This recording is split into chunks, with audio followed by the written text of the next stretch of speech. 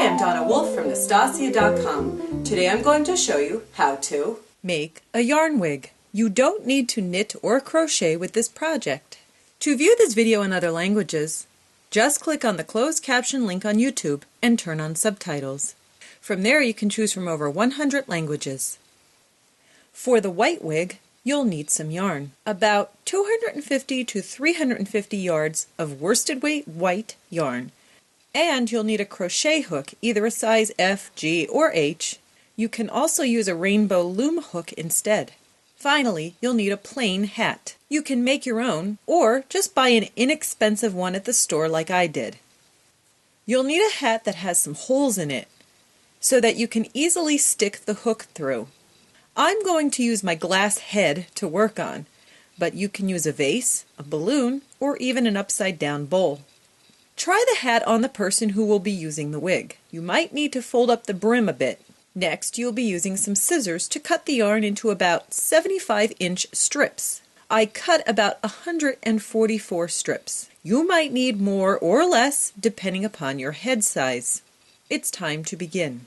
Take 4 strands of yarn and line them up together. Then fold the 4 strands in half. It forms a loop part on top. Take your hook and insert it into the hat along the edging of the brim. Grab the 4 loop strands and pull them through the hat. Make sure all of them go through. Then grab your loop and pull the other end of the strands through the loop. Tighten the knot that is formed. Repeat this process. Grab 4 yarn strands, fold the strands in half, and pinch so the middle part forms a loop. Take your hook again and insert it into the hat, along the edging by your forehead.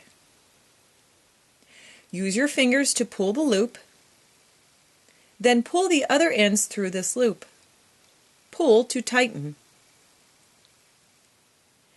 There is no exact measurement for spacing these knots. Just use your judgment. Now I'm showing a loop on the other side of that starting knot. Continue working knots all along the edge of the brim on both the right and left side of the hat. Here you can see what I have done. I made about 36 knots around. I left an opening in the back with no knots, since my yarn is rather thick and the other strands will easily cover this area. I'm putting the hat back on the head, with the plain section in the back. Then I like to take each knotted group, starting from the front of the forehead, and smooth the yarn over the top of the hat.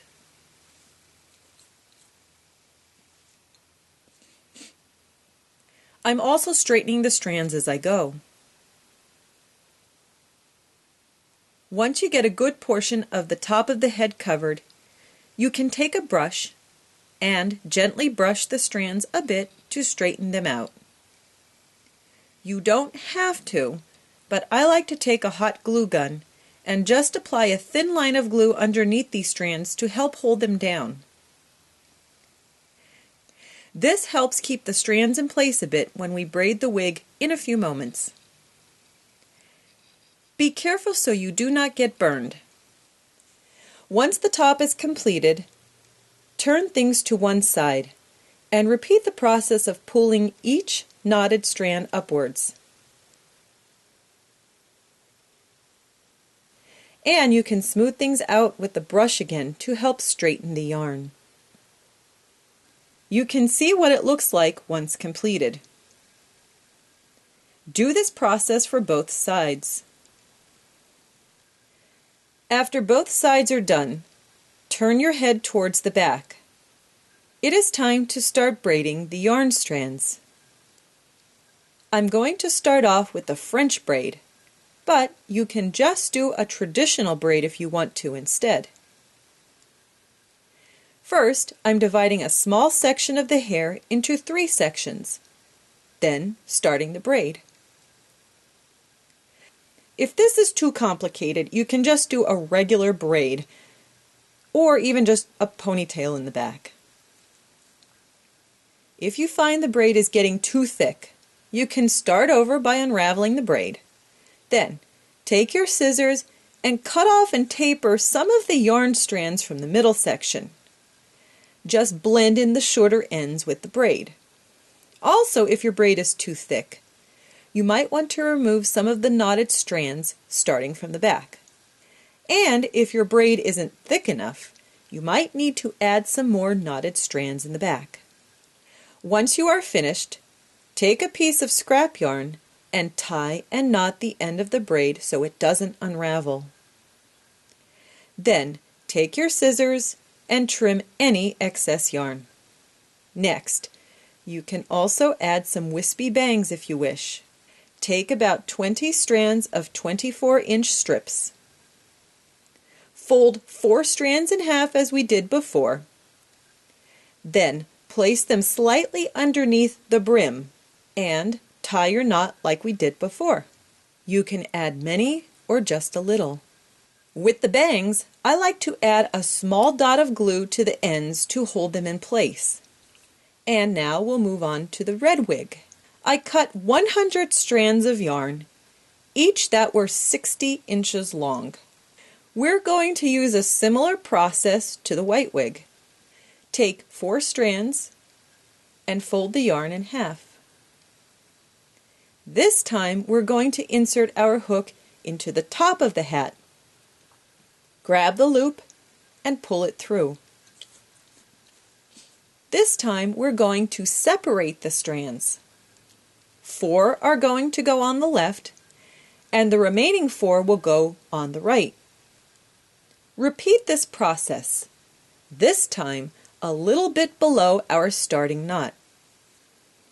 As you can see, I take the strands and divide them, half on one side and half on the other.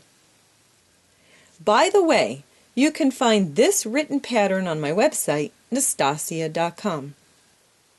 Here are the finished knotted strands.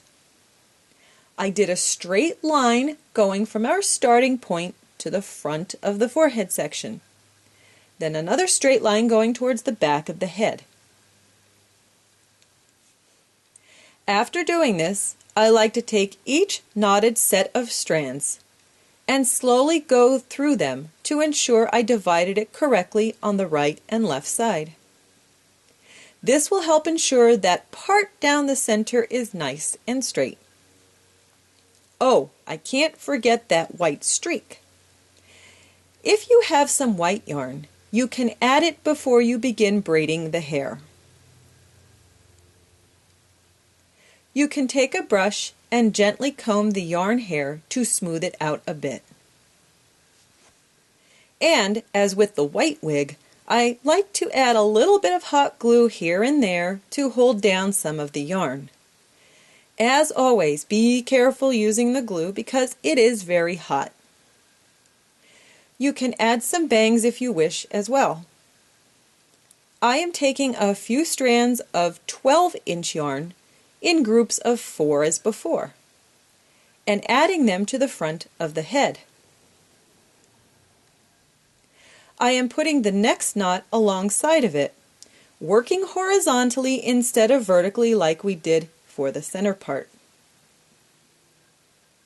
Comb the bangs again, and use your scissors to trim them to your liking.